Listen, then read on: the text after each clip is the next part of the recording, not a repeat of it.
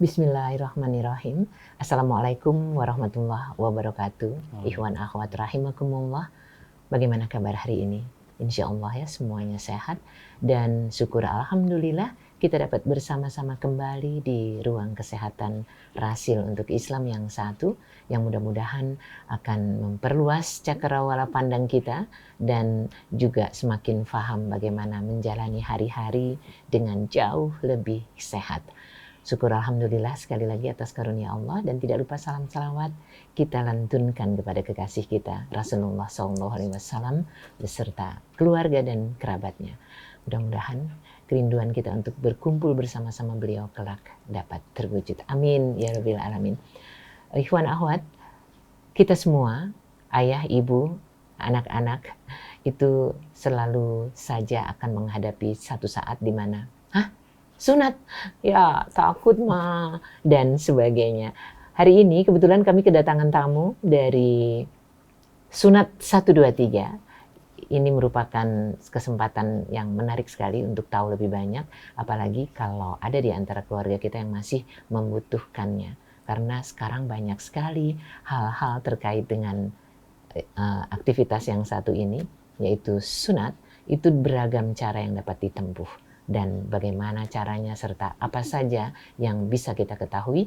Simak acara ini sampai selesai nanti dan kita sapa yang sudah hadir di sini dari Sunat 123. Assalamualaikum warahmatullahi wabarakatuh, Dr. Zaki. Waalaikumsalam warahmatullahi wabarakatuh. Sehat ya? Alhamdulillah. Alhamdulillah. Dan ada satu lagi yang berbaju biru.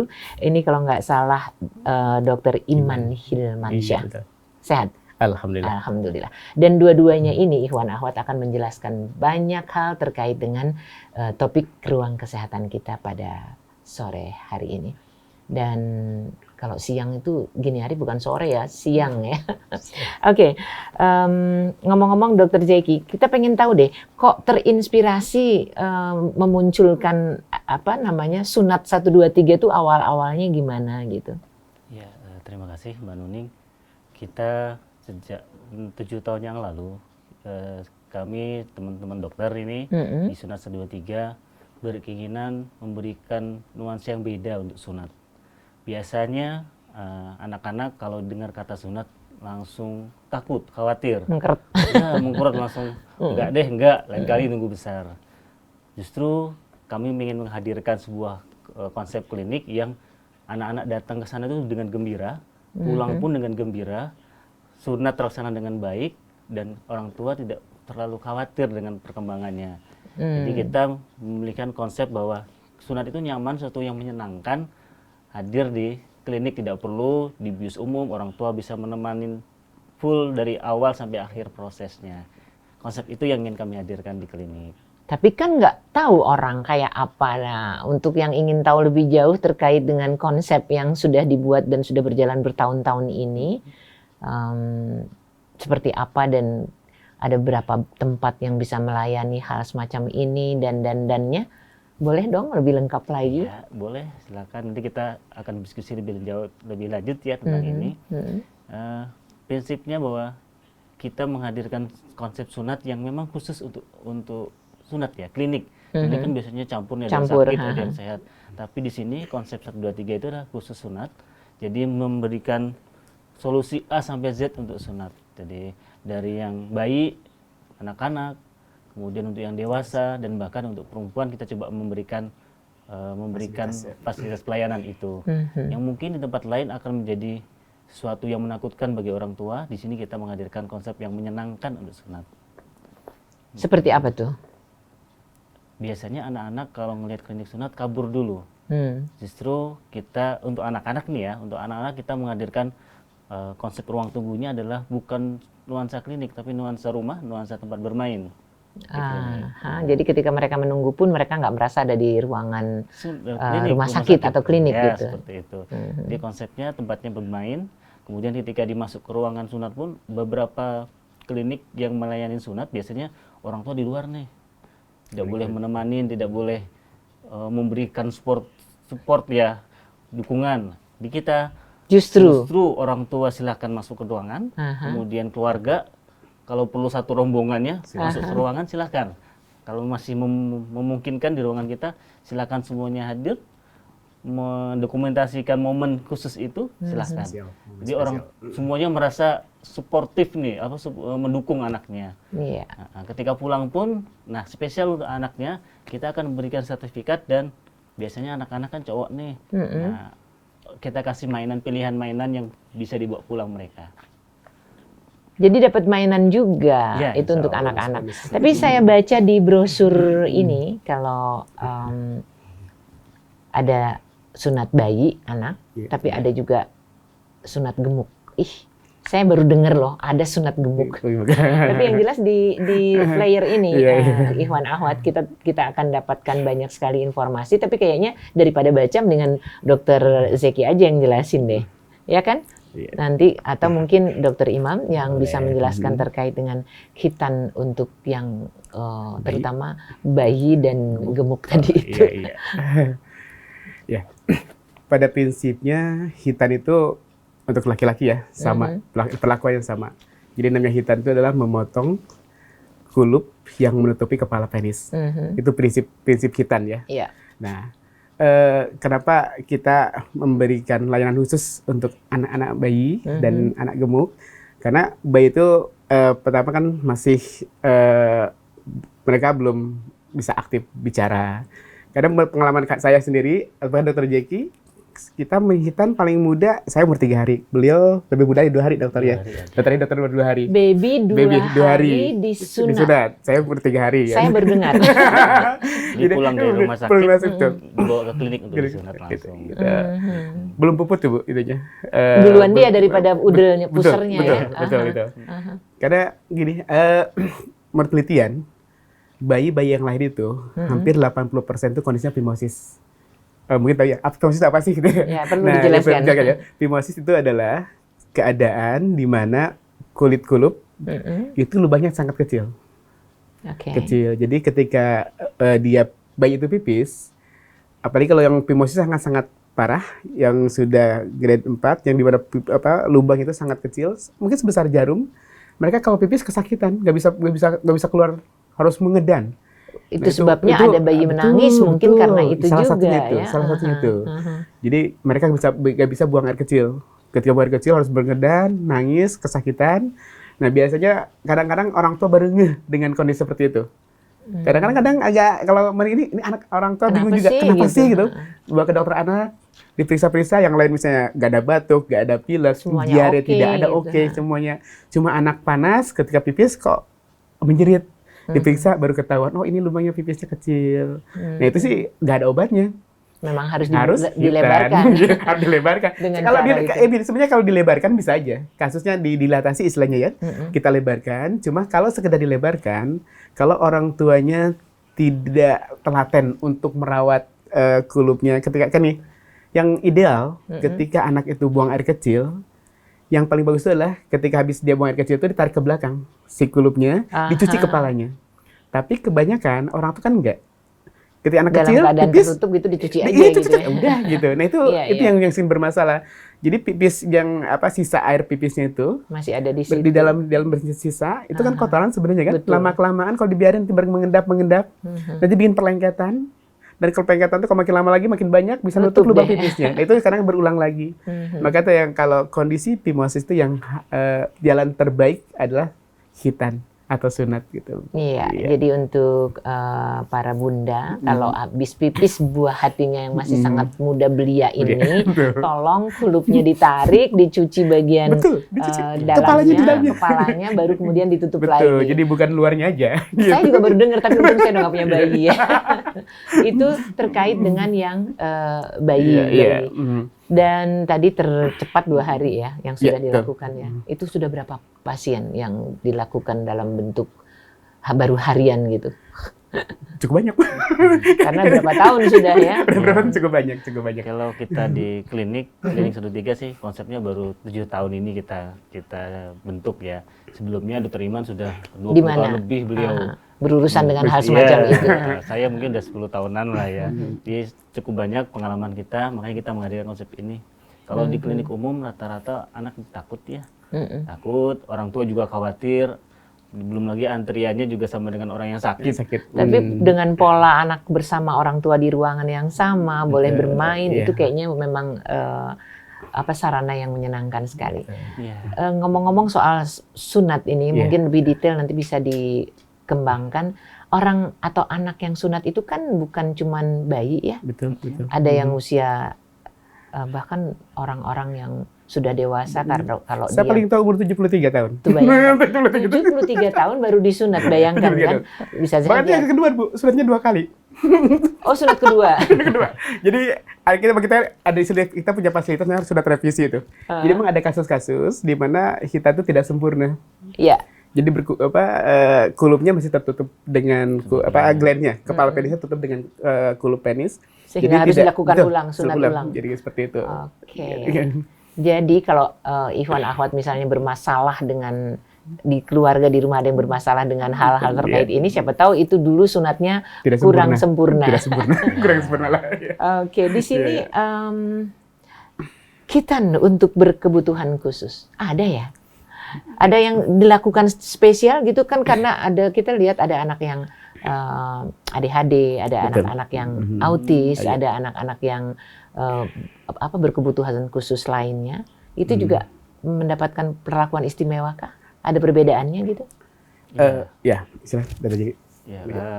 Anak-anak tersebut sebenarnya sama secara prinsipnya. Kalau disunat itu dibuang kulit-kulupnya ya. Sebenarnya tindakannya simpel. Cuma kalau biasanya kalau dokter pribadi yang ngerjakan atau di klinik umum, tim pendukung kadang tidak siap untuk membuat anak itu nyaman, sehingga biasanya berontak, sunatnya pun jadi asal jadi jadinya ya. Jangan-jangan kepotongnya malah terlalu panjangan atau kurang ya. Itu karena kerewelan si anak ya. Kita satu pendekatan dulu ke anak tuh. Anaknya akan lebih intens kita pendekatan. Kemudian butuh waktu yang lebih lama kita membuat anak itu nyaman dulu di ruangan itu, di ruangannya, di meja sunatnya, di tempat tidur sunat itu dia nyaman dulu. Kemudian yang mendampingi juga keluarganya juga harus siap nih, yang bisa masuk dengan kondisinya. Di kondisi secara psikis ya, ada lagi kebutuhan-kebutuhan khusus yang kondisi kelainan pendarahan misalnya. Itu pendekatan kita berbeda, menyesuaikan dengan kondisinya. Memungkinkan nggak saat itu untuk disunat? Itu yang akan kita nilai biasanya. Ada orang tua seringnya dengan anak-anak kebutuhan khusus ini, entah itu kebutuhan secara psikis dia terganggu, berbeda sama anak-anak umum, atau ada kelainan di darahnya, itu seringnya ketika datang ke klinik disunat, bahkan dokter bedah pun biasanya ditolak tuh di depan di pendaftaran gitu. Ya, nggak berani dokternya atau timnya. Akhirnya harus di rumah sakit dengan debius umum, atau dengan akhirnya biayanya kan akan jauh lebih besar, waktunya juga lebih lama, harus dirawat inap. Kita beberapa kondisi itu memungkinkan kita untuk melaksanakan di klinik. Jadi kehadiran Sunat 123 adalah menjembatani kebutuhan-kebutuhan yang berkebutuhan khusus ini untuk bisa ditangani dengan jauh lebih nyaman gitu ya. Cukup dengan lokal saja. Bis lokal. Bis lokal yang penting itu. Kalau itu terkait dengan cerebral palsy atau mungkin autism atau yang lain. Nah, kalau anak itu gemuk banget gitu, adakah perlakuan juga yang berbeda? Ya, sebenarnya gini, yang gemuk itu yang sering jadi bermasalah adalah lemak tubuh gitu. Nah, seringkali lemak itu penumpukannya kan di seluruh badan sampai ke daerah kemaluan, daerah pubis. Nah, ketika lemak itu banyak numpuk, dia akan menarik si batang penisnya. Sehingga kadang-kadang kalau anak gemuk, kalau kita lihat, mungkin dia, ini anak seringkali orang, kok anaknya titiknya kecil banget gitu. Padahal sebenarnya itu kondisi penisnya normal. Cuma karena berbanding dengan badan yang gede banget. Betul. Jadi dan biasa batangnya tenggelam di dalam. Jadi yang kelihatan, yang munculnya itu cuma kulupnya aja gitu. Itu yang sering harus kita memberikan perlakuan khusus untuk hitannya. Karena kalau gini, hitan itu kalau sekedar memotong mungkin semua praktisi dokter bisa. Ya. Bahkan istilahnya bengkong pun bisa, gitu kan.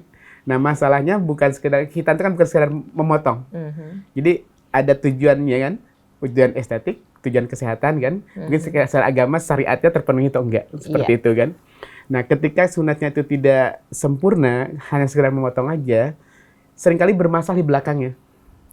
Bermasalahnya itu biasanya paling sering ya yang bermasalah di anak gemuk itu pertama kurang potong. Jadi ngulup lagi.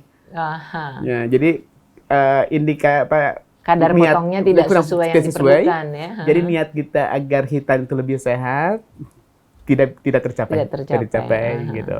Yang kedua, kadang-kadang ketika dipotong mereka karena kurang potong.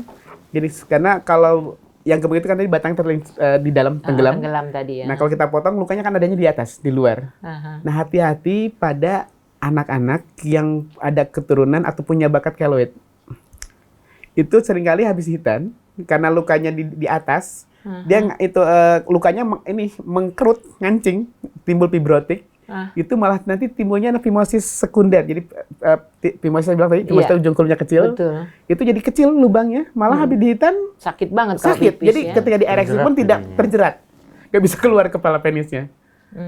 Jadi itu harus ada perlakuan khusus untuk hitan seperti itu. Jadi tidak bisa disamakan antara anak yang gemuk dengan anak yang kondisi seperti biasa. Seperti dan itu di dalam proses pelaksanaannya perlu ada bertahap, misalnya tidak langsung datang terus bisa dilakukan gitu. Oh iya, biasa kalau yang gemuk nanti kita lihat ini memang pertama ini kondisinya anak ini mikropenis atau enggak. Kalau mikropenis mah ada perlakuan khusus, kita nggak bisa langsung hitan, anak itu harus diterapi. Oh, jadi konsultasi dulu ya pasti. Betul, ya. kalau yang gemuk dikonsultasikan dulu. Ini sesuai nggak sih ukuran penisnya dengan usia anak gitu. Kalau belum sesuai, bisa kita terapi dulu, anjurkan ke dokter androlog. Tapi kalau anak itu datang, walaupun gemuk apapun, tapi kondisinya sesuai dengan umurnya. Kalau dan hasil anamnesa kita, anak itu tidak ada kontraindikasi untuk dilakukan hitan, bisa langsung dihitan juga hari itu juga. Seperti itu. Jadi tergantung ya dalam konsultasi betul. ini Ya, apa betul. yang diputuskan. Iya, ya. betul.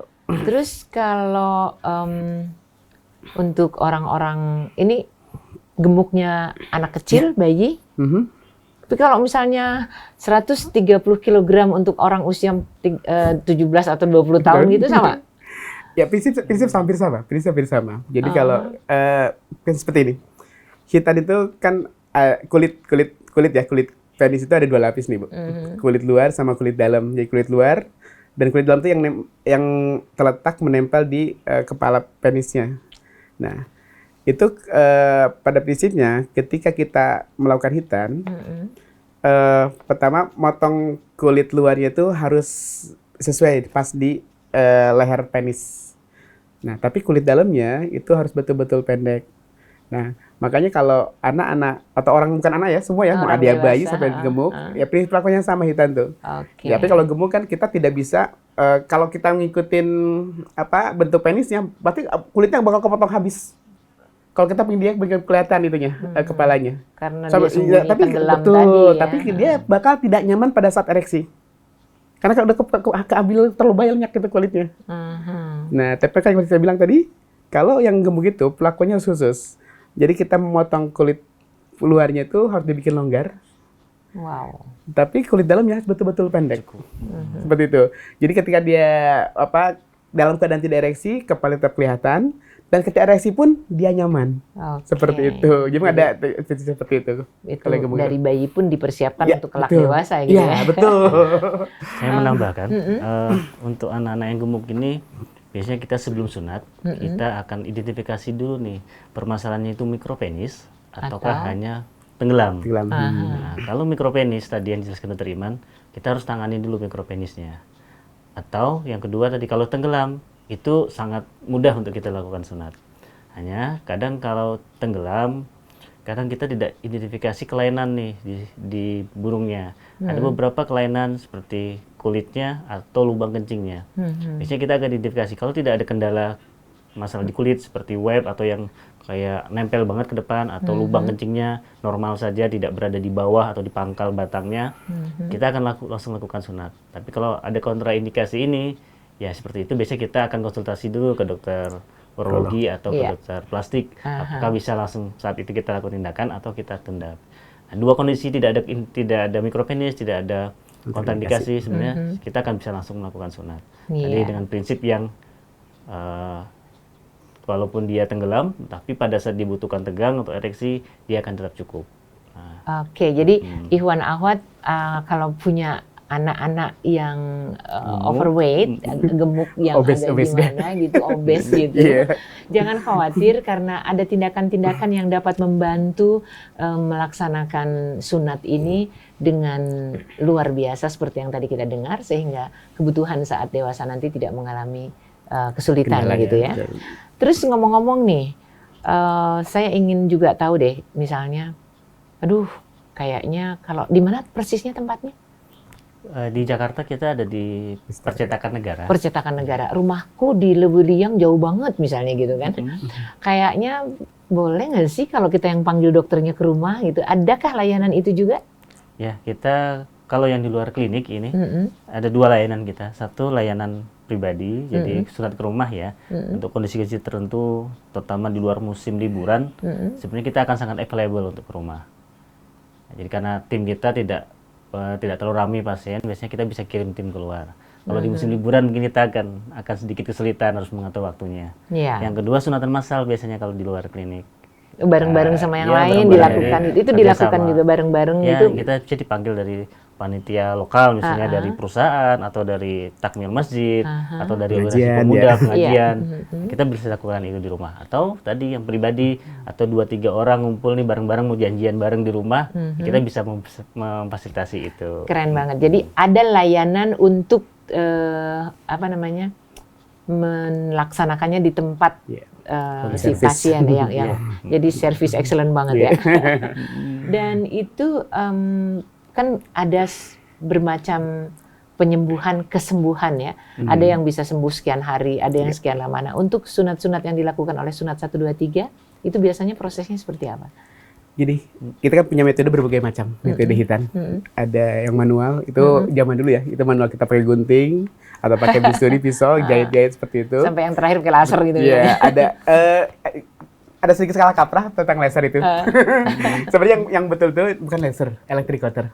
Electric cutter itu bukan laser. Bukan gitu laser. ya. Karena memang ketika kita hitan kan kita pakai kumparan panas, kelihatannya merah, itu bilang Iya, laser. orang Itu bilang laser, sebenarnya ya. salah kaprah itu. Yang betul electric cutter. Yang ketiga kita ada namanya klem. Sistem pakai jepitan, nggak pakai jahitan. Ada namanya Dijepit doang beres gitu. betul, Keren dijepit, banget. ya. Terus? Ada lem. Lem itu kita aplikasikan kalau luka, sebenarnya untuk buat operasi juga. Kan sekarang banyak tuh ya, kita operasi tanpa jahit kita dilem. Itu kita aplikasikan ke hitan juga bisa. Yang terakhir ada stapler. Nah, alat itu diciptakan hanya untuk mempercepat proses pengerjaan hitan. Yang tadinya bermenit-menit Betul, mungkin kelar dalam iya. 10 menit atau Ya, dalam betul. 5 menit Betul, atau mungkin bahkan betul. berkurang dari itu Iya, ya. bisa kelarnya tenang. Jadi alat itu hanya tadi mempercepat proses pengerjaan. Nah, masalah kesembuhan itu agak tergantung beberapa faktor. Pertama, ukuran penis berpengaruh. Makin besar ukuran penisnya, otomatis Sembuhnya makin kan lama. betul, Oke. karena lingkaran luka makin panjang. Mm-mm. Yang kedua, ketebalan kulit. Biasanya anak-anak gemuk itu kulitnya lebih tebal. Yang kedua, dia kan tenggelam, itu lembab. Agak lebih lama sembuhnya. Gitu. Karena kelembapannya Iya, tinggi. betul ya. Kelembapannya. Yang ketiga, nah tadi kebiasaan ada kondisi tertentu bisa kayak fimosis atau cara bersucinya kurang betul. Tadi saya bilang dari awal, yang betul bersuci itu habis buang Buka air kecil, dulu ditarik kelupnya, buka baru kelupnya dicuci. dibersihin, baru Nah, ditutup lagi. Kalau kondisinya fimosis, yang kedua tadi bersucinya tidak kurang betul ya, tidak kurang baik gitu. Biasanya ada perlengketan antara kulup dengan kepala penisnya. Nah, itu nanti ketika habis dihitan itu ada semacam bekas lecetan di kepalanya. Itu nanti suka agak sedikit banyak, lama semuanya sedikit lebih lama. Dan gitu. lama sembuh berarti merasakan derita sakitnya lebih lama gitu ya. Karena kan prosesnya. Nah, kalau bicara tadi ada yang konvensional, ada Iya. yang sampai yang Iya. terakhir di Stapler. stapler. Stapler. Itu yang paling nyaman untuk jadi pilihan yang mana? Tergantung kondisinya. Oh, Tergantung jadi nggak ya. bisa. Kalau Betul. yang paling nyaman kata dokter ini aku ini aja nggak bisa ya. Iya, Tergantung biasanya kalau kita ke kondisinya. pasien tidak terlalu mengarahkan ini harus pakai alat ini, enggak. Biasa kita memberikan pilihan, silahkan nanti orang tua. Tiap alat ada kelebihan dan kekurangannya. Tidak ada alat yang sempurna ya, tetap tidak ada alat sempurna. Kalau yang manual, pengerjaannya lama, pendarahannya banyak. Pakai jahitan, jadi mungkin pengerjaan satu anak bisa 20-30 menit. Oke. Nah, kalau yang Sembuhnya juga pasti juga jauh lebih lama tuh pasti. Kalau sembuh Ngerjain sih kesembuhan sama. enggak, tidak Nggak berpengaruh. terpengaruh Tidak terhadap berpengaruh. proses Betul. Nggak. pelaksanaan ya. Oke. Ya, yang kedua yang electric cutter, orang bilang laser seperti itu pengerjaan lebih cepat, perdarahan sangat minimal karena dipotong pakai alat pemanas itu, jadi kita dipotong bisa perdarahan sangat kecil bahkan tidak berdarah. Itu ada penjahitan juga.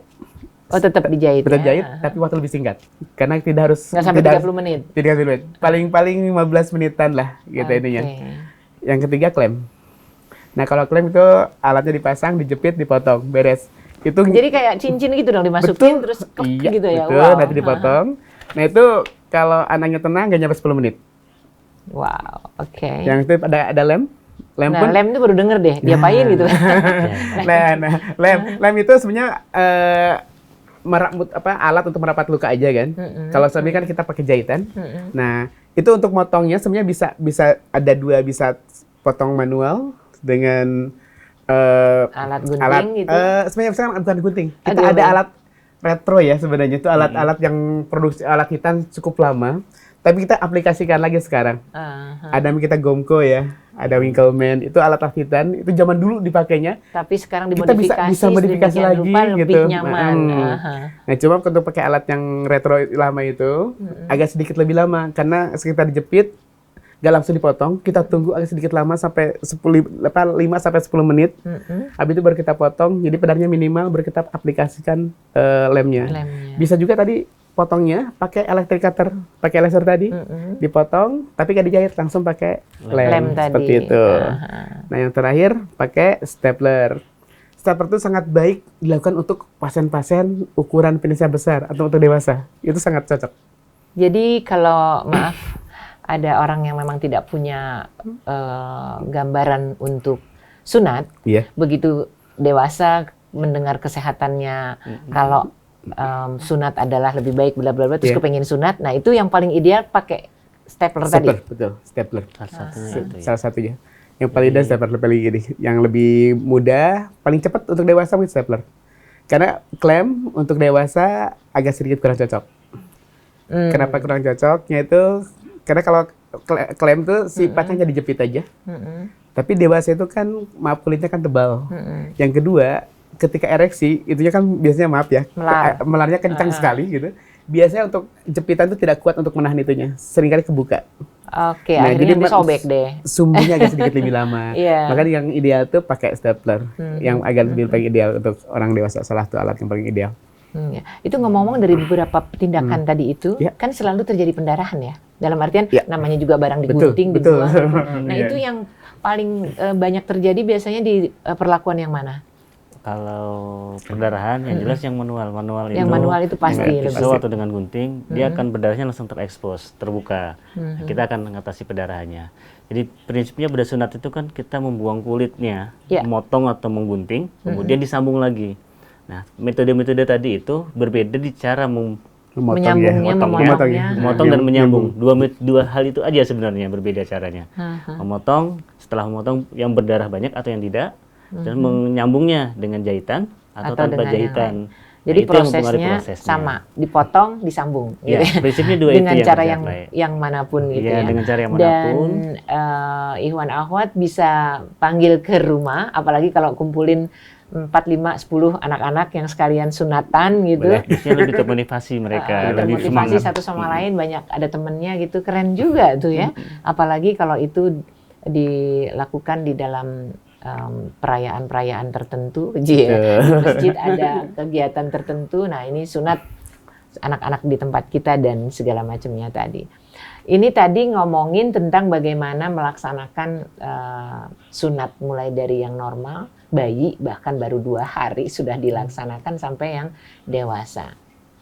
Tadi kan dibilang adanya di Jakarta doang, enggak kan sebetulnya di mana aja sih selain di Jakarta? Ya, sunat 1, 2, 3 grup kita sudah mulai ada di Bekasi, di daerah Cibitung. Cibitung, Bekasi, oke. Terus? Sama satu lagi di Kota Medan.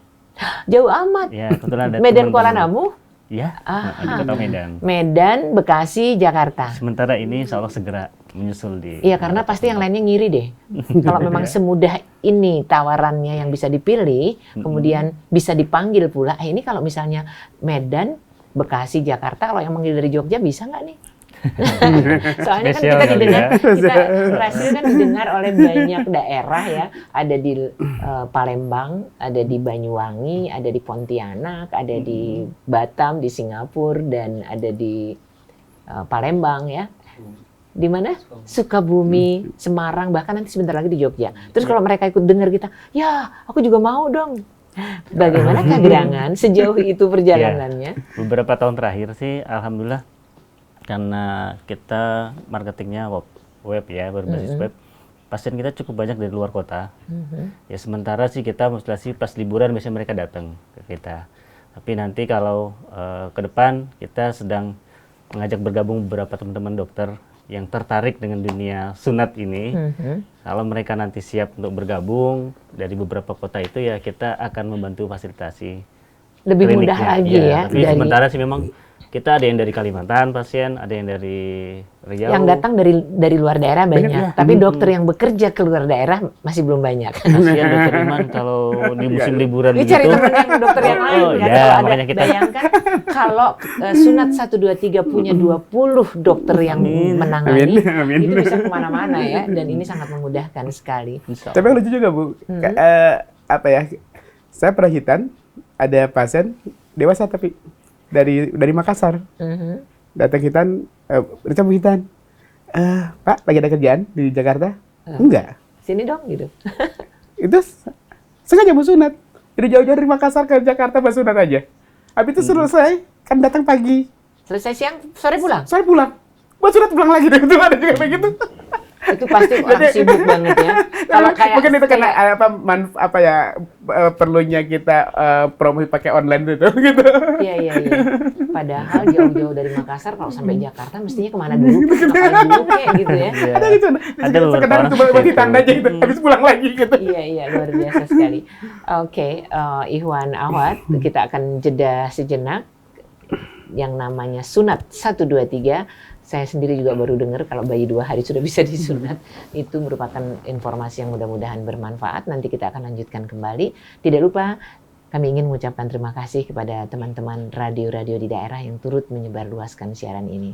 Yang tadi Atep bilang ada di Banyuwangi, ada di Sukabumi, ada di Semarang, ada di Palembang, ada di Pontianak, ada di Batam, dan sebentar lagi di Jogja. Oke, kami kembali sesudah jeda berikut.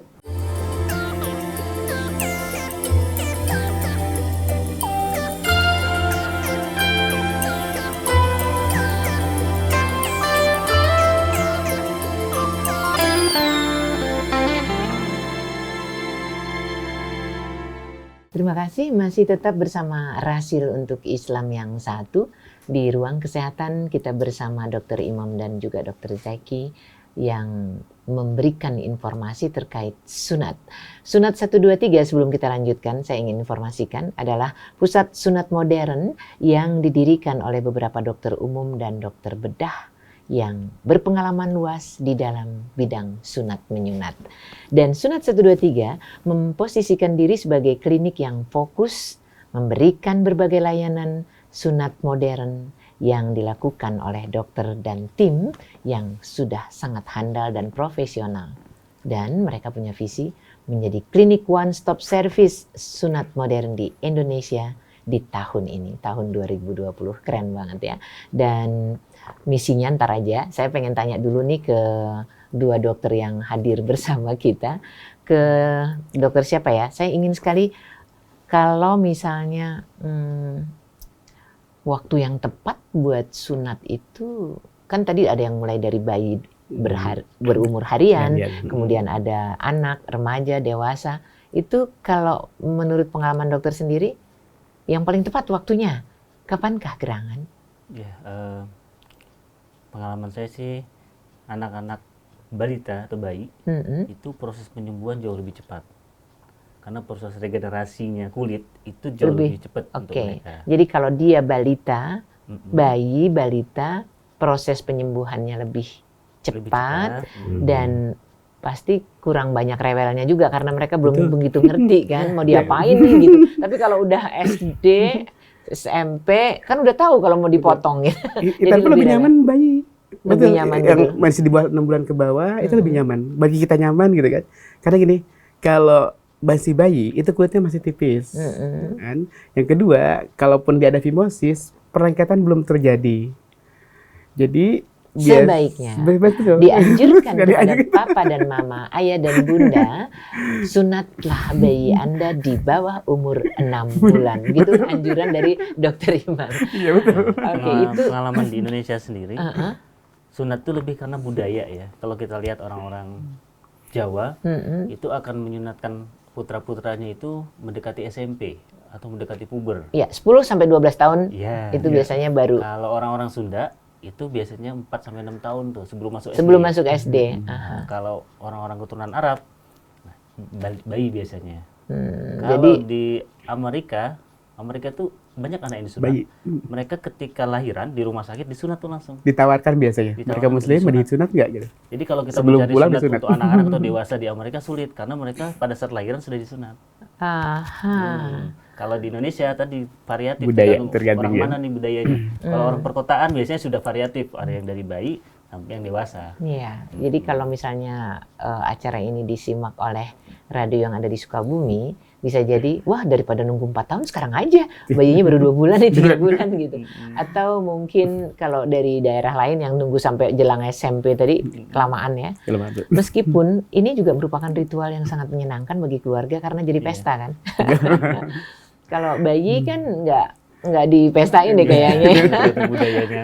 Budayanya kalau misalnya itu anak yang jelang SMP tadi kan bisa duduk di bukan pelaminan apa namanya tuh kalau kayak gitu ya. Terus datang tetangga, teman-teman. Bahkan diarak ya. Itu kita bicara soal waktunya. Nah, kalau tadi disebut bayi semakin cepat sembuh penyembuhannya. Kemudian kalau misalnya bukan bayi tapi yang sudah jelang SD atau yang jelang SMP, ini peran orang tua ada di mana nih untuk proses penyembuhan si sunat ini tadi? Ya, dari sebenarnya kunci utama itu di orang tua ya. Anak itu dibentuk oleh orang tuanya. Ketika dia berani untuk datang sunat, biasanya udah dibentuk di keluarga nih. Peran orang tua di situ ada. Bentuk bahwa anak ini sudah berani sebenarnya. Yang sering itu terjadi adalah anak-anak ketika datang ke tempat sunat mau disunat, itu orang tuanya, entah kakaknya, abangnya, tetangganya, Parno sendiri memarnokan mereka. Sunat sakit lo, begini lo. Padahal tidak seperti itu. Tapi ketika dibangun image itu, mereka udah ketakutan datang ke klinik, datang untuk sunat. Padahal mereka bisa aja. Saya seringnya anak-anak itu kita kadang berjuang untuk membujuk mereka naik ke tempat tidur untuk disunat. Padahal ketika sudah dimulai, mereka akan sangat tenang, turun pun gembira, ketawa. Untuk memulai aja biasanya susah. Nah, kemudian setelah sampai di rumah, seringnya orang tua Indonesia itu ketika anak-anaknya mau sunat, setelah saya sunat nih, udah nih, jangan disenggol, jangan disentuh, jangan dikasih air misalnya, jangan dibersihkan, jangan makan ini, jangan makan itu. Padahal yang ketika dokter sudah menyarankan ini, burungnya yang setelah saya sunat boleh pakai celana dalam langsung, orang tua akan melarang. Padahal tujuan kita bahwa supaya sensitivitas itu cepat mereda. Kemudian ini hari ketiga sudah harus disentuh, dibersihkan. Orang tua entar aja tunggu benar-benar kering, yang ada jadi benyek lukanya. Ada orang tua yang bikin takut anaknya, padahal dokter atau tim sudah menyarankan besok sudah boleh kena air, besok sudah harus dirawat, pulang nanti harus dibersihkan langsung. Seringnya orang tua yang akan ketika anaknya kesenggol sedikit ketakutan, orang tua udah biarin aja. Padahal itu akan menghambat penyembuhan dari lukanya. Berarti yang harus dipersuasi dan dimotivasi untuk memudahkan anak-anak sembuh dari bekas sunatnya adalah ayah dan ibu. Jadi kita ayah ibu nggak boleh parno ya. Bahkan kalau perlu. Parno nggak tega. Nggak tega apa parno, sama aja deh kali. Yang jelas kita orang tua harus mau mendengar nasihat, persuasi dan motivasi dari dokter what to do-nya ketika anak kita bawa pulang ya. Itu kalau mau cepat sembuh, kalau mau prosesnya tidak terlalu tapi biasanya maaf ya, kita semua jujur dong karena sayang kok parnonya. Karena takut kok dia kesakitan, jadi jaga banget gitu kan. Betul. Nah, kalau itu semua sudah dilakukan, kita orang dewasa kalau melakukan sesuatu terkait dengan luka kan, jangan makan ini, jangan ngerjain ini biar nggak semakin lambat. Betul. Ada nggak pantangan-pantangan yang harus dilakukan bagi si anak itu sendiri atau orang tuanya diajarin juga mantang apa gitu biar mantangin anaknya? Kalau masalah pantangan ya, seringkali kan orang Indonesia nih, bukan ya sunat sebenarnya, luka apapun kan kalau kita ada luka, nggak boleh makan ikan, ntar gatel, nggak boleh makan daging, nggak boleh makan telur, ntar gatel, terus sembuhnya lama gitu. Sebenarnya itu salah, karena daging, ikan, telur itu kan proteinnya tinggi, malah itu bagus untuk proses penyembuhan gitu. Jadi masalah pantangan sebenarnya tidak ada. Jadi ketika anak habis hitan makan apapun boleh apapun boleh, kecuali ya sebelum hitan memang anak itu punya alergi terhadap makan sesuatu. Nah itu memang dihindarin. Apakah itu alergi dari makan ikan atau makan coklat itu dihindarin. Tapi kalau tidak ada alergi silakan makan apapun boleh. Nah masalah aktivitas sebenarnya kalau kita hitan apa sekarang ya, hitan itu udah cukup variasi metodenya gitu. Kayak dulu kan kalau memang ada beberapa metode yang masih menggunakan perban, itu bisa 3 hari pertama kita anjurkan untuk tidak basah itunya perbannya. Emang nggak pipis ya? Pipis bisa. Tapi nggak basah. Tekniknya nanti teknik pipisnya kita ajarin. Oh, ada triknya. Ada triknya. Bagaimana supaya pas dia pipis tidak membasahi perbannya. Iya. Atau pada saat mandi bagaimana perbannya tetap kering. 3 hari itu ya? Iya 3 hari. Terus 3 hari malah kalau pas saat membuka, kalau yang di perban ya, pas saat membuka kita anjurkan anak itu di rumah mandi guyuran aja. Gitu. Bahkan kalau yang sistem klem itu harus dari hari pertama silakan mandi. Berenang pun boleh. Air gitu itu ya, sistem klem itu, ini kan nggak ada perban, jadi guyur. Itu nggak pakai itu. Seperti itu. Nah, malah aktivitas kalau mungkin yang agak berat-berat kalau anak-anak tuh masalah main ya. Seringkali anak nggak sabar. Kalau suruh tidur, sebenarnya nggak harus tiduran terus sih habis hitan itu. Anak kalau sekedar aktivitas jalan-jalan mau main di jalan-jalan di mall silakan. Bahkan kita dulu ada keluarga Gen Halilintar, kita hitan di tempat kita. Habis sunat mereka jalan-jalan ke mall tuh, pada makan-makan di mall habis hitan itu. Jadi sebenarnya nggak ada masalah, nggak harus di kasur rebahan terus enggak. Dia lagi-lagi yang parno kita orang tua. Duduk aja jangan kemana-mana nanti lukanya ini itu banyak banget ya. Aduh, itu kan karena kita sayang ya, bener ya. Sayang yang salah kaprah kalau orang Iya, bilang. betul. Bicara soal begitu banyak yang sudah ditangani, berapa tahun? 6-7 tahun ya? Lumayan. Kalau Pasti Dokter Zaki punya kisah dong yang menjadi jejak perjalananku di sunat 1, 2, 3. Entah karena pasiennya, entah karena orang tuanya yang parno tadi, atau mungkin yang lain, dan Dokter Imam juga. Cerita dong. Kalau agak lucu ya. Lucu boleh, atau gimana lah pokoknya. Mungkin dari masalah mental. Jadi kalau pakai untuk orang ibu-ibu, bapak, orang tua ya bunda yang punya anak laki-laki, ingin menghinakan anaknya, kalau sudah agak besar, dari sekarang harus dipersuasi nih. Anak dikasih tahu, nih anak kita mau diapain, dikasih motivasi, biar mereka berani. Karena masalah keberanian itu tidak tergantung dengan usia. Iya. Karena saya punya pengalaman, saya menghitan seorang tentara, marinir, umur 38 tahun. Jadi ternyata ini bapak ini agak sedikit penakut. Bapak-bapak nih ya? Bapak-bapak, udah umur 30 tahun. Mau hitan dok, oh iya. Udah siap. Gak ada, setelah di hasil di lab udah, gak ada tidak ada kontraindikasi. Setelah siap, maaf ya udah buka celananya, saya mau suntik bu.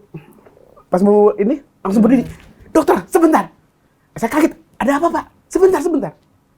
Bapak kenapa? Saya belum siap. Ada orang Medan. Saya belum siap. Kenapa? Aduh, ini saya sudah di atas tempat tidur tuh? Sudah tempat tidur. Mama ini jarum suntik mau masuk.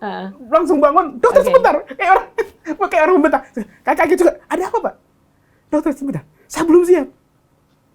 Saya boleh turun lagi nggak? Bapak jadi sunat nggak? Tapi saya belum siap. Terus itu udah turun dulu. Dia dari kamar itu, akhirnya silakan pak. Saya mau ngerokok deh pak, di sini nggak boleh ngerokok pak. Keluar sana. Keluar aja. Itu 2 jam bu, 2 jam ngerokok. Menunggu kembali siap 2 jam. 2 jam. Untung nggak 2 tahun. Terus. 2 jam kan. Ayah pak, bapak sebenarnya sudah siap sih mau disunat. Mau sih katanya. Mau sih. Terus masalah di mana? Ini belum siap. Udah, nggak gitu pak. Kalau memang bapak belum siap, Bapak silahkan pulang aja dulu, nanti kita janjian lagi, ketemuan lagi. Gak apa-apa, saya gak masalah sih Bapak. Kita jadi, aduh mana ya? Udah yuk, siap deh, siap. Wih, Ya udah, terpaksa juga. aja naik lagi deh, naik lagi. Udah lagi, udah disiapin lagi, udah kita bersihin itu ini area lukanya. Musik lagi, bangun lagi Bu. Dokter, jangan dulu. Bapak kenapa lagi Pak? Kata tim udah siap. Aduh, asa ngeri kata. Pak, Bapak kan marinir. Bukannya kalau latihan pakai peluru beneran gitu. Bukan peluru itu lebih tai, itu lebih mengerikan. Dokter sih gak gitu. Itu peluru kan tumpul, jarum tajam banget. Jadi, itu turun lagi. 2 kali? 2 kali. 2 jam lagi? Atau berapa? Itu lama, saya agak kesal. 3 hari? Pak, saya mau pulang aja deh Pak. Biar gak jadi, Bapak kita janjian lagi. Nanti kita kapan-kapan aja. Aduh, mana ya katanya. Oh, ini Anda datang? Ke klinik. Oh, dia yang datang ke di klinik. Oke, terus? Aduh, mana ya? Ada ini nggak? Ada apa yang bisa nutup otak saya katanya. Masya Allah, ya. Akhirnya ada Pak. Pakai blind itu? Waktu itu dia menyediain blind itu. Aja dah, Pak adanya koran. Gak apa-apa deh pakai koran. Masya Allah, keren Tapi banget. lucu juga. Pak, kita kasih trik nih Pak, kalau disuntik, Bapak tenang aja. Bapak tarik nafas panjang, ketika obat masuk, Bapak tahan sebentar, tarik nafasnya, buang pakai mulut pelan-pelan. Iya. Ikuti itunya, setelah disuntik, tunggu 1 menit, kita cek, bagaimana Pak? Sakit nggak? Enggak ya, katanya. Dia disunat selesai. Coba dok, dari tadi ya saya sunat, mungkin saya udah di rumah, udah enak, udah istirahat ya. Jadi Proses memang macam-macam jadi ya. saya makanya hitan itu masalah keberanian, mental itu tidak tergantung usia, tidak tergantung profesi. Jadi kalau mentalnya belum siap, agak susah. Maka kalau saya sih menyarankan ya, hubungan dengan tadi kisah tadi, kalau orang-orang tua yang ingin menghitankan anaknya, tadi sambil persuasi. Yang kedua, enaknya kalau anak sudah mulai sedikit mengerti, enak sih kalau dihitan anak sudah minta. Justru anak yang akan minta kalau dia paham. Sudah minta, karena jadi kalau sudah minta, biasanya mentalnya selalu lebih siap. Dan tadi bilang tidak tergantung usia. Iya. Tergantung usia. Jadi usia berapapun kalau mentalnya masih ciut, susah. Buktinya tadi dewasa kayak gitu ya. Betul, seperti itu. Naik, turun 2 jam, naik lagi. Masya Allah. Itu Jadi memang. nunggu hampir 4 jam kan nunggu. Anda mungkin juga pernah dengar atau saudara atau siapa disuntik aja enggak. Padahal cuma disuntik untuk misalnya. Jadi mungkin ada juga di antara yang sedang menyimak ini donor darah nggak dilakukan hanya karena takut jarum suntik. Norak banget sumpah. Tapi nggak apa sih kalau takut mau dipaksa kan nggak bisa ya. Itu kisah Dokter Imam. Bagaimana Dokter Zacky mau melayani salah satu di antara sekian banyak orang-orang sejak 7 tahun yang lalu gitu? Ada beberapa yang menarik menurut saya. Jadi ada nih orang tua punya anaknya kebutuhan khusus kebetulan dan agak sedikit gemuk anaknya. Jadi dia sudah keliling beberapa tempat, mungkin hampir 7 ke cerita orang tuanya. Dok, saya udah keliling 7 tempat, minta disunat, tapi nggak ada yang mau nyunatin, nggak berani. Nggak ada yang timnya nggak ada yang berani nyunatin karena anaknya sedikit Down syndrome. Kemudian dia juga agak sedikit gendut. Itu memberikan tantangan yang lebih buat dokternya yang ngerjakan. Biasanya pada mundur, coba cari dulu. Tapi kalau orang tuanya harus ke rumah sakit, dikerjakan dalam keadaan di bius umum, itu memberikan beban biaya yang cukup besar buat orang tuanya. Larinya ke biaya ya, karena bius umum jadi tadi dia itu. sudah keliling ke 7 tempat nih. Akhirnya datang ke kita, dok bisa nggak? Kita bilang, bisa ibu. Senangnya bukan main mereka. Sampai selesai sunat, selesai dengan nyaman, pulang pun itu dibandingkan kita nyunatin yang biasa, datang sekali langsung sunat. Ini sudah 7 kali, ininya 7 kali, keren itu banget. jauh lebih luar biasa. Jadi ya tadi kita mencoba menghadirkan buat orang tua yang sudah beberapa kali ditolak-tolak tadi karena khusus atau gemuk tuh biasanya. Biasanya saya lebih senang nyunatin seperti ini. Dia udah kayak udah mau putus asa, mau sunat di mana lagi. Ada pasrahnya ya, lebih tinggi gitu.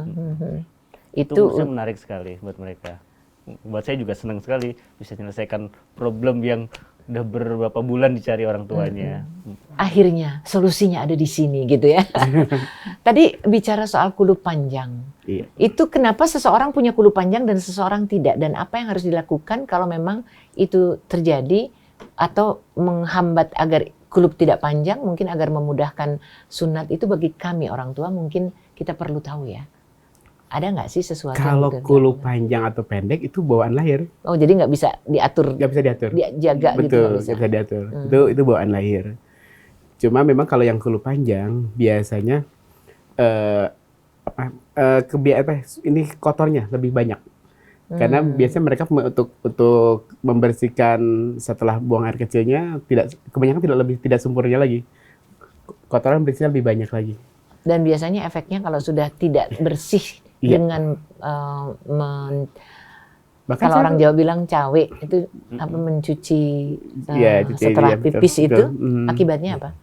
Itu kalau jarang-jarang ini kan kotor. Nah kalau kotor biasanya gampang iritasi. Mhm. Bahkan kalau iritasinya berulang-ulang bisa jadi infeksi. Bahkan kalau ininya sampai tahunan dibiarkan masih jadi perlengketan. Saya pernah ketemu bapak-bapak usianya 54 tahun.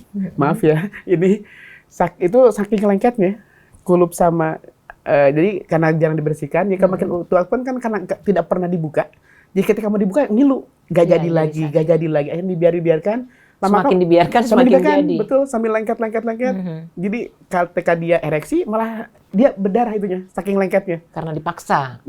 Ereksi kan kencang. Iya, dipaksa oleh Betul, bagian dalam betul, kan betul. melebar Hanya gitu. Ha. sampai berdarah, sampai netes-netes itu darahnya, saking lengketnya. Nah itu yang sering bermasalah tuh kalau yang kulubnya makin panjang sering itu Jadi bermasalah. solusinya adalah bersihkan Bersihkan. ketika Betul, perlu pembersihan yang beneran bersih. Betul. Jangan cuma asal sambil lalu. Iya. Dan bagi saya seperti sunat.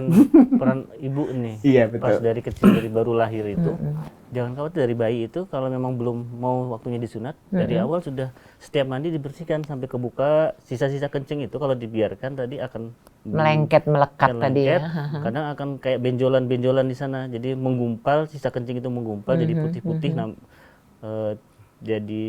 jadi gumpalan putih-putih yang itu kalau dalam kondisi tertentu ketika dia pipis dia akan gembung, akan bikin nyeri dan bikin fimosis seringnya perlengketan itu. Dan ketika kita sunat, setelah disunat nanti akan terbuka, iritatifnya akan lebih terasa. Tapi kalau dari awal dia dari bayi sudah sering dibuka, dibersihkan, setiap mandi dibersihkan. Pembiasaan ini juga Iya. akan memudahkan ke depannya ya. Ya, memudahkan. Tapi ngomong-ngomong tadi soal yang kulub panjang dan ada sunat ulang tadi, Iya.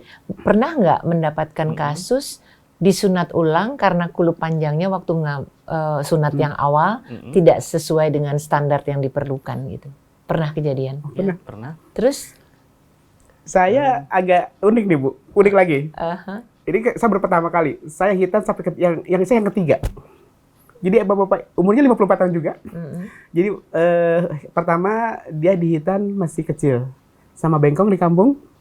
Kata dia, jadi waktu sudah SMA baru sadar kok ini. Tunggu, bengkong itu istilah untuk tukang sunat Oh iya betul, tukang sunat tradisional. tradisional. Banyak yang nggak tahu loh Oh mungkin. bengkong, oh iya, iya betul. Bengkong, bogem ya. Bogem atau bengkong. Yang kita tahu bengkong itu nggak lurus gitu dong. Bengkok ya. Jadi waktu kecil disunat sama bengkong. Setelah SMA mungkin baru sadar kok punya dia tidak seperti teman-temannya. Aha. Akhirnya minta sunat lagi sama orang tuanya. Oke. Kelas 3 SMA dihitan sama mantri. Tapi sama, tidak sempurna juga hitannya. Oke. Ketutup lagi. Nah, usia 54 tahun, kebetulan beliau orang Bandung. Ketemu saya gitu. Betulin dong dok gitu. Dok, saya tuh udah sunat 2 kali. Kok gini terus ya? Gitu. Pas lihat, Bapak disunat belum sih? Udah 2 kali, Dok. Itu saking panjangnya kulub itu ya. Kayak orang nggak dihitan itu, Bu. Iya, Padahal udah iya. 2 kali hitan. Dahnya ya tadi umur 54 tahun kita revisi ulang, diperbaiki gitu. Tapi kalau belum lagi sih, coba di telepon saya deh gitu. Tapi alhamdulillah sih. Sekarang udah berapa tahun ya? Kejadiannya mungkin sekitar 6 tahun yang lalu gitu. Udah gak ini lagi. Pernah ketemu lagi sesudah itu. Belum. Itu alhamdulillah enggak. Mudah-mudahan dengar dan bisa kasih informasi. Jadi Sekarang sudah tidak masalah gitu. Itu baru rekor tuh. Saya hitan 1 orang dihitan sampai 3 kali itu.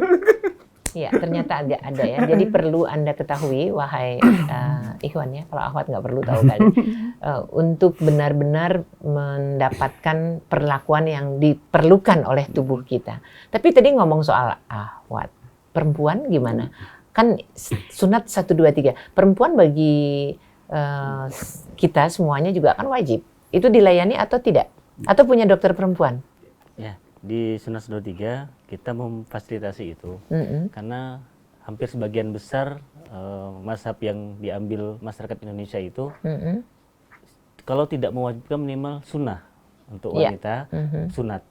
Sunat perempuan itu yang menjadi kekhawatiran orang tua itu atau dari dinas kesehatan bahwa identiknya selama ini kalau sunat seperti di Afrika tuh, sunat perempuan itu adalah memutilasi ya, mutilasi klitorisnya, alat kelaminnya. Padahal yang kita lakukan di Muslim itu tidak seperti itu gitu loh, bukan mutilasi. Kita membersihkan dari selubungnya, kayak selaputnya lah. Selaput itu yang kita bersihkan supaya tercapai tujuan dari sunatnya. Jadi sunat dalam Islam itu bukan mutilasi, tapi ini persepsinya kadang sering dianggap sama.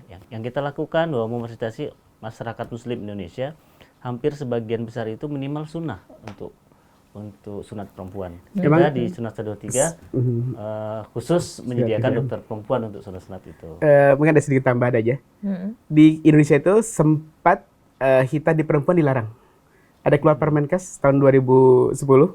Jadi waktu itu hampir semua fasilitas kesehatan, mau rumah sakit, mau klinik, bidan, menolak untuk melakukan hitan. Karena ada Permenkes melarang untuk hitan di perempuan. Tapi karena kan ini masalah syariah, kita nggak bisa walaupun itu Permenkes sifatnya himbauan jadinya kan, tapi dalam pelaksanaan tetap dilakukan di masyarakat karena fasilitas kesehatan menolak, akhirnya ibu-ibu yang punya bayi perempuan tetap hitan tapi carinya ke dukun-dukun bayi. Sementara pemahaman mereka terkait dengan yang tadi kan dijelaskan beda. Itu. Masa pemahamannya, yang kedua alat yang dipakai kan tidak steril, seringkali banyak infeksi. Makanya tahun 2015 karena tindakan hitan di perempuan tetap berlaku di masyarakat, Permenkes itu dicabut tahun 2015 itu Permenkes ya.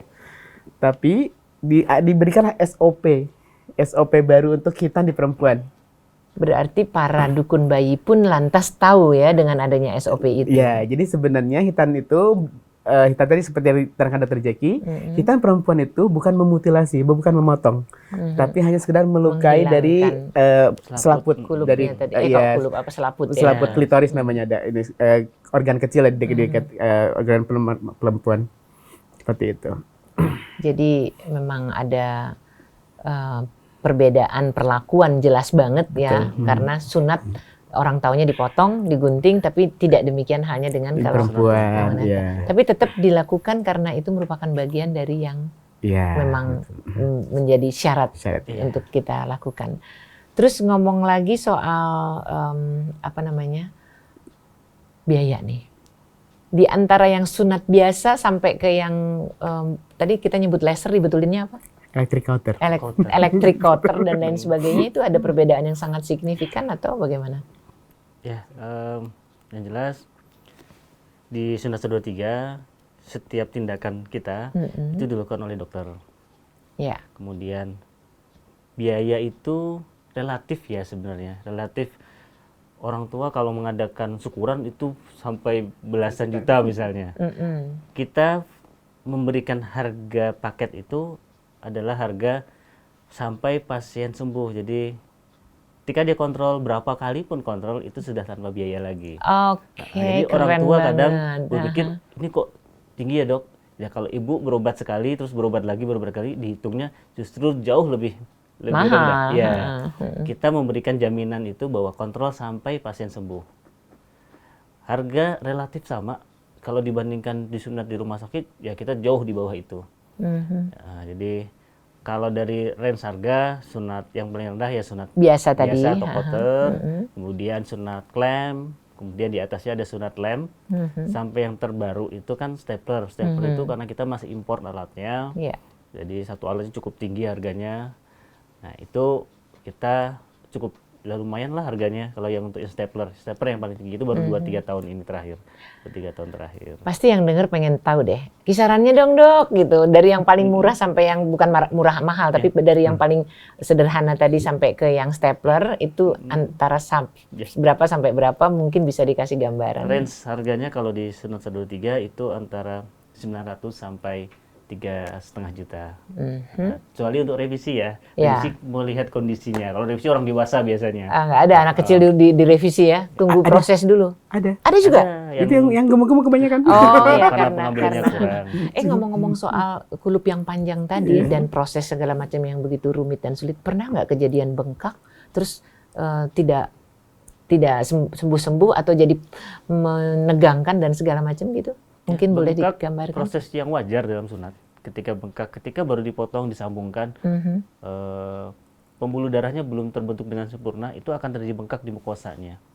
Nah, Itu pasti terjadi ya. hampir pasti terjadi bengkak. Kemudian tadi untuk yang iritasi tadi, kepala burungnya akan merah, benyek, itu sesuatu yang wajar.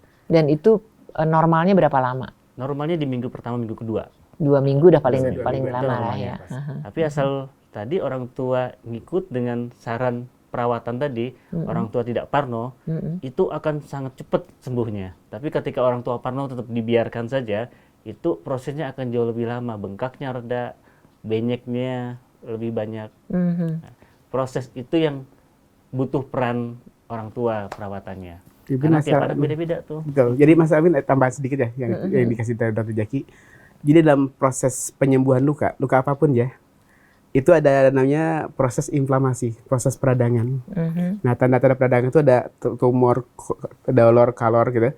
Itu ada sedikit kemerahan, agak sedikit merah, panas, bengkak gitu. Itu salah satu tanda proses penyembuhan aja sebenarnya.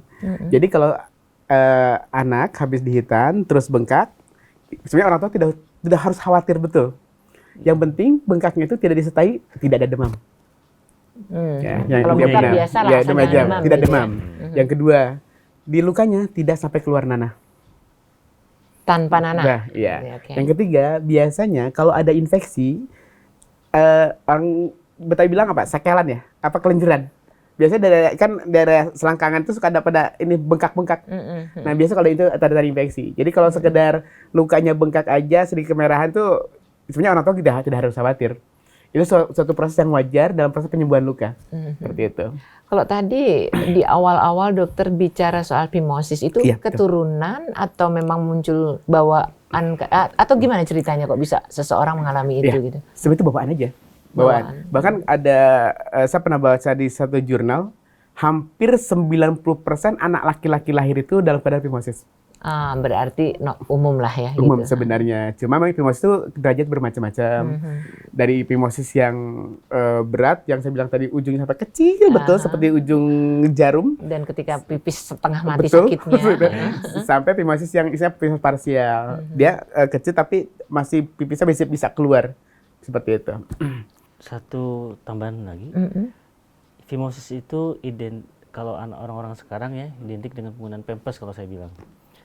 Karena menggunakan itu, pampers, dia kan lantas menunda untuk dibersihkan.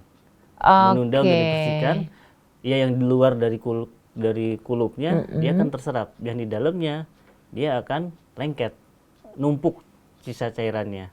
Itu yang bisa menyebabkan, kalau kita bilang ada istilah smegma, gumpalan putih. Itu semakin lama semakin numpuk. Kalau orang-orang dulu yang kejadiannya lebih minimal karena orang dulu basah, ganti popok, dibersihkan. Kalau orang sekarang kan menunda. Popoknya masih tebal, masih bisa kok sekali 2 kali lagi, ntar aja deh gitu ya. Ya, kalau yang menunda pakai pampers, kecenderungan untuk terjadi phimosis jauh lebih tinggi. Jadi phimosis itu ada dua, Bu. Phimosis memang bawaan lahir, yang kedua phimosis karena phimosis sekunder. Nah, phimosis sekunder itu karena tidak ada sesuatu yang menyebabkan dia jadi phimosis. Misalnya tadi ada infeksi. Dia bisa sering infeksi, infeksi bisa macam-macam, bisa infeksi kena bakteri, bisa kena jamur, bisa kena virus. Tapi kalau infeksi kena jamur sering kali gatal kan. Nah, itu gatal tuh anak-anak suka garuk. Nah, garuk akhirnya bikin luka di lubang itunya. Nah, karena luka, lama kan dia bikin iritasi, nyempit itunya, lubangnya. Itu jadi phimosis seperti itu juga. Bisa juga phimosis tadi karena ada tindakan hitan yang kurang betul, itu menjadi phimosis sekunder juga. Fibrotik, jadi phimosis juga sama, Bu. Jadi phimosis pertama bisa paling banyak bawaan lahir, yang kedua memang ada sesuatu infeksi sama namanya heterogenik ya, karena memang tindakan bedah juga bisa juga jadi timbul phimosis. Tapi yang jelas bisa disembuhkan. Disembuhkannya dengan hitan. Kalau fimosis Ya, maksudnya bisa dihilangkan iya, betul. efek berkepanjangan Iya, betul. nanti. Iya, Dan betul. kalau Anda menggunakan Pampers, please ya, anak-anak atau apapun juga habis pipis ya dicuci. Ya, Ya, bersihkan dengan baik. Baik, betul. Karena toh waktu menggunakan kan hanya karena biar nggak sulit, tapi bukan berarti lantas Iya, tidak iya, dibersihkan. betul. Ya, dan kalau misalnya tadi bicara fimosis bisa diatasi dengan sunat, andai kata itu dibiarkan saja, kira-kira efek buruk apalagi yang harus diderita oleh yang bersangkutan? Seringnya jadi infeksi. ISK itu tadi dia nggak ada batuk pilek, nggak ada gangguan pencernaan, tapi dia sering demam. Nah, kalau nggak dokter ketahuan kok anak, demam, iya, kok demam jadi gitu. orang biasanya dokter anak tuh akan ngecek tuh ininya, burungnya, apakah sering bengkak, sering merah. Ketika sering ada peradangan, itu salah satu indikasi bahwa kemungkinan terjadi fimosis infeksi. Gejala-gejalanya Fimosis ya. menyebabkan infeksi saluran kemih. Kalau gejala itu sudah ada, biasanya disarankan untuk disunat. Sebaiknya tidak ditunda lebih lama, karena kalau anak-anak sering demam hanya karena infeksi saluran kemih, ya pertumbuhan juga akan terhambat karena sering Anak tuh demam kan nafsu infeksi. makannya berkurang, malas Iya, makan, seperti itu. Dan ini juga biasanya kalau fimosis itu kan tadi efeknya dengan infeksi. Kalau infeksinya berulang-ulang terus, berkali-kali gitu ya, itu biasanya kulupnya itu menjadi mengeras, tidak elastis lagi Oh. kalau berulang-ulang. kapalan ya istilahnya. Kayak kapalan, Kapalan. betul. Kayak Bisa kapalan. seperti Seperti itu ya? kapalan, betul, seperti kapalan.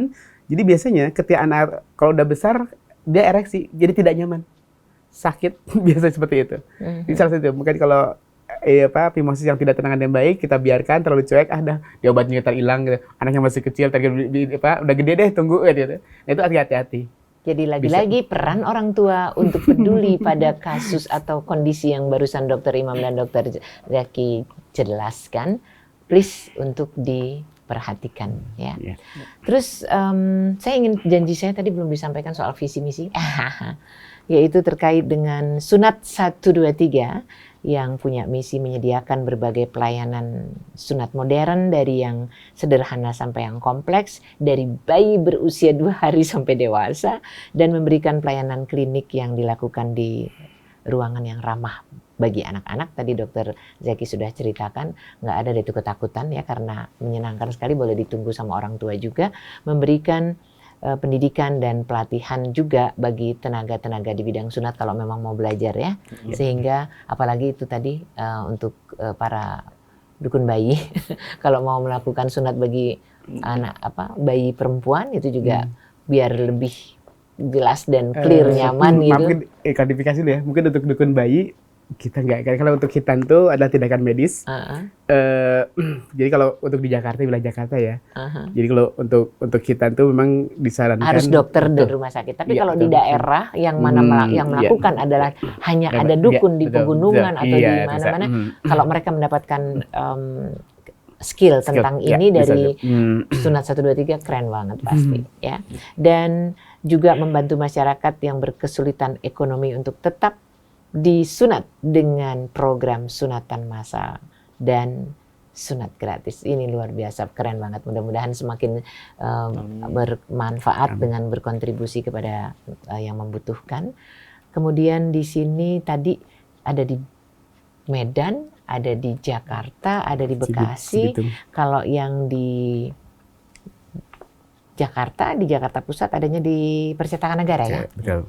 Sementara kalau yang di Bekasi adanya di Tengku Umar, di pertigaan akses ke tol Cibitung gitu. Betul. Kalau yang suka ke sana pasti tahu, tapi kalau yang nggak pernah ke sana pasti nggak tahu ya. Dan yang satunya lagi ada di Medan. Untuk di Jakarta sendiri nomor teleponnya 0822 0822 19 19 123 123 123. 123, gampang diingat karena belakangnya 2 kali 123 123 ya. Jadi 0822 kemudian 19 123 123. Ini adalah satu informasi yang benar-benar melegakan bagi Anda yang masih dan baru mau akan, kalau masih pasangan muda pasti akan memerlukan sunat ya. Nah, sebelum kita akhiri, ada sesuatu yang ingin ditambahkan Dokter Imam atau Dokter Zaki, silahkan, terkait dengan mungkin tambahan pengalaman yang tadi udah unik banget atau ada yang lain lagi, monggo. Ya, saya mengajak orang tua bahwa sunat itu tindakan yang sederhana sebenarnya, tapi pilihlah atau konsultasilah segera kalau ketika anak-anak ketika punya masalah tadi seperti fimosis, supaya jangan jadi terhambat perkembangannya. Dan tidak perlu khawatir, sekarang banyak dokter yang familiar dengan kerjaan sunat. Kita 123 itu termasuk dalam asosiasi dokter khitan Indonesia, SDOKI. Kita beberapa teman-teman dokter yang mempunyai klinik-klinik sunat, itu sangat terbuka sekali untuk konsultasi, untuk memilih metode, untuk memilih kapan waktunya. Itu akan memberikan keyakinan bahwa sunat itu bisa kapan saja, kemudian bisa di mana saja, tidak harus di rumah sakit dengan kondisi bius umum, dan tidak harus menakutkan bagi anak. Jadi kita di ASDOKI, Asosiasi Dokter Khitan Indonesia itu, kita mengedukasi masyarakat bahwa sunat itu bisa kapan saja dan bukan sesuatu yang menyeramkan. Yes. Silahkan hubungi dokter yang familiar dengan sunat, insya Allah masalah yang kecil itu bisa lebih melegakan orang tua. Iya. Dokter Imam? Jadi khitan sebenarnya tidak harus menunggu musim libur, karena dengan teknik khitan modern, kalau dulu memang anak ketika habis khitan tuh harus karena manual ya, pendarahan banyak, anak istirahat. Sekarang itu sudah gak berlaku lagi. Jadi sebenarnya kalau anak hari ini khitan, besok sekolah udah gak ada masalah lagi. Jadi kalau ibu nggak usah nunggu libur lah pokoknya. Nggak usah nunggu liburan gitu ya. Kalau anak tadi ada bermasalah, ada fimosisnya yang mau segera dihitan aja. Jadi tidak harus menunggu lama-lama, biar anak pun tidak menupah kesakitan yang terlalu lama seperti itu. Oke, terima kasih banyak Dokter Zaki dan juga Dokter Imam untuk pencerahannya hari ini. Dan Ikhwan Akhwat, informasi yang sungguh sangat luar biasa melegakan kalau memang mau umur berapa saja bisa dilakukan, dan mudah sekali untuk mendatangi dokter yang memang dapat melakukan hal-hal yang membuat kadang-kadang kita menjadi agak sedikit bimbang ya. Berhenti menjadi orang tua Parno. Terima kasih sekali untuk kebersamaan ini, insya Allah ya. Putra-putri kita ada dalam lindungan Allah Subhanahu wa Ta'ala, dimudahkan dalam semua kebutuhannya, termasuk juga prosesi sunat ini. Billahi taufiq wal hidayah. Wassalamualaikum warahmatullahi wabarakatuh. Waalaikumsalam warahmatullahi wabarakatuh.